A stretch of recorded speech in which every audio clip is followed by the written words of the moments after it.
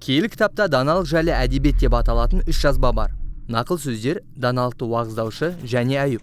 Олардың біріншісі нақыл сөздерден біз Құдайдың дана және әділ екенін көрдік. Иә, біз Құдайдың әлемде әділдік орнатқан жөнінде білдік. Әділдер сый алады, ал зұлымдар жазаланады. Басқаша айтқанда, адам істердің лайықты қарымтасын алады.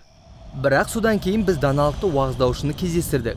Ол адамдардың істерінің лайықты қарымтасын әрқашан ала бермейтінін байқады. Иә, уағыздаушы әлемде әділдіктің әрқашан бола бермейтінін, өмірді болжаудың мүмкін еместігін және түтін сияқты оны да түсінудің қиын екенін айтты. Бұл оқырманды таңғалдырып, оның ойында ендеше Құдай дана және әділ ме деген сұрақ туғызады. Иә, дәл солай. Міне осы сұрақ даналық жайлы әдебиеттің соңғы бөлімі Аюб жазбасында талқыланады.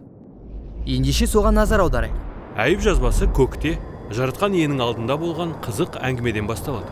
Сол жер көктегі басқару орталығы сияқты сипатталған. Құдайдың ұлдары деп аталған жаратқан иенің нөкерлері оның алдына жиналып, бәрі атқарған міндеттері жөнінде есеп берді. Сол кезде жаратқан ие өзінің Аюб деген қызметшісінің қаншалықты кінәратсызды әділ адам екенін айтты.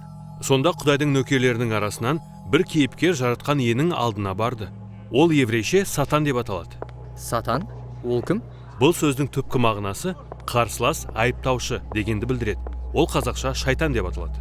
Сол нөкерлер тобының ішінде тек шайтан ғана Құдайдың әлемді қалай басқарып жатқанына күмән келтірді. Ол Аюбтың Құдайды шын мәнінде жақсы көрмейтініне меңзеп, Құдай Аюбты қорғап қоршап жүргендіктен ғана ол оны қастерлейді.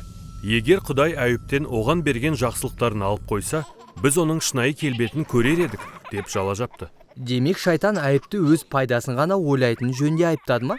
Иә, дәл солай. Сірә Аюб қалаған нәрселерін алу үшін ғана Құдайға мойынсұнған болар деп тұспалдады.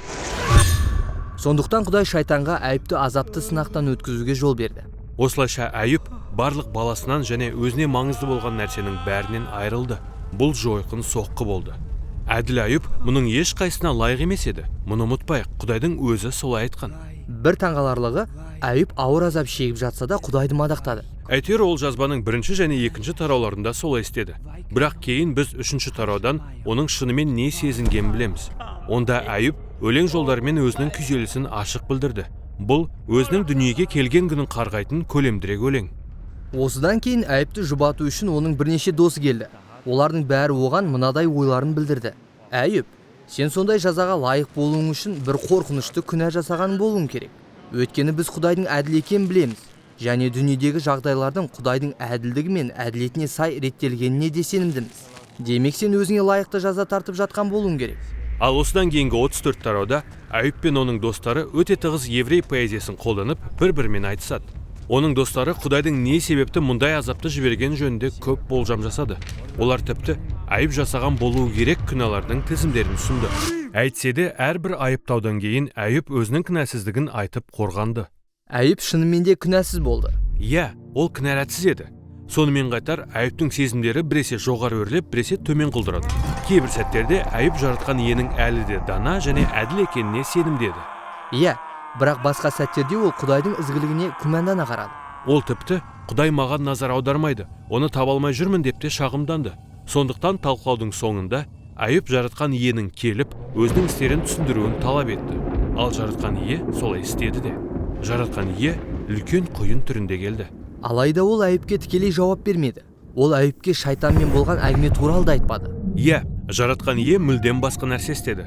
Ол Аюбты ғаламға виртуалды саяхатқа апарды да, оған әлемнің қандай керемет екенін көрсетіп, әлемді бір күн болса да басқарып, не түсіне аласың ба деп сұрады. Жаратқан ие Аюбке ғаламның құрамындағы кейбір нәрселердің егжей-тегжейіне меңзеп, біз күн сайын көретін бірақ шын мәнінде мүлдем түсінбейтін құбылыстарды көрсетті. Ал жаратқан ие болса бәрін түсініп жақыннан біледі. Ол ғаламның сұлулығы мен ондағы қозғалыстарды, біз тіпті көз алдымызға елестете алмайтын жолдарды және ешқашан көре алмайтын жерлерді назарында ұстайды. Қорытындылай келе Құдай Аюбке ғажайып екі аңды көрсетіп, олардың айрықша үлкендігін айтып мақтады. Иә, олар қауіпті. Айтайын дегенім, олар адамды әп-сәтте өлтіре алар еді. Бірақ Құдай олардың арамза екендігін айтпады. Олар оның жаратылысының бір бөлігі ғой. Сонымен болды. Құдайдың Аюбке берген жауабы осы. Бұл таңғаларлық жайт. Яғни мұндағы мақсат не? Ол былай сияқты. Аюбтың көзқарасы бойынша Құдай әділ емес болып көрінді. Алайда Құдайдың көзқарасы оныкінен әлдеқайда жоғары.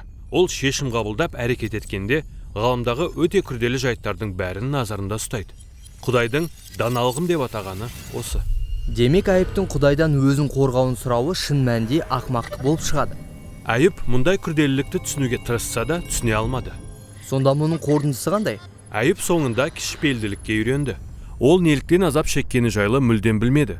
Бірақ ол сол сәттен бастап жан тыныштығында өмір сүріп, жаратқан иені терең қастерлейтін болды. Алайда Айыптың жазбасы мұнымен аяқталмайды. Қайта осы оқиғалардан кейін жаратқан ие Айыпке жоғалтқанның бәрін екі есе қайтарды. Бұл бізді тағы да таңғалдырады. Сонда бұл сый ма? Құдай, құтты болсын Айып, осы қиын сынақтан табысты өттің деді ме?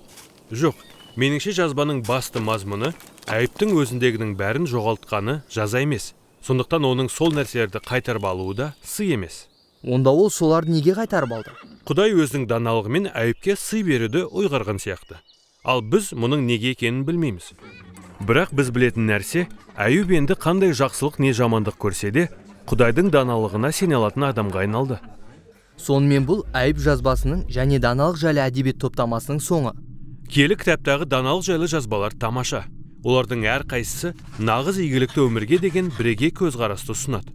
Сондықтан сен Құдайды терең қастерлеп, даналықпен өмір сүруді үйрену үшін олардың үшеуін бірге тыңдауың керек.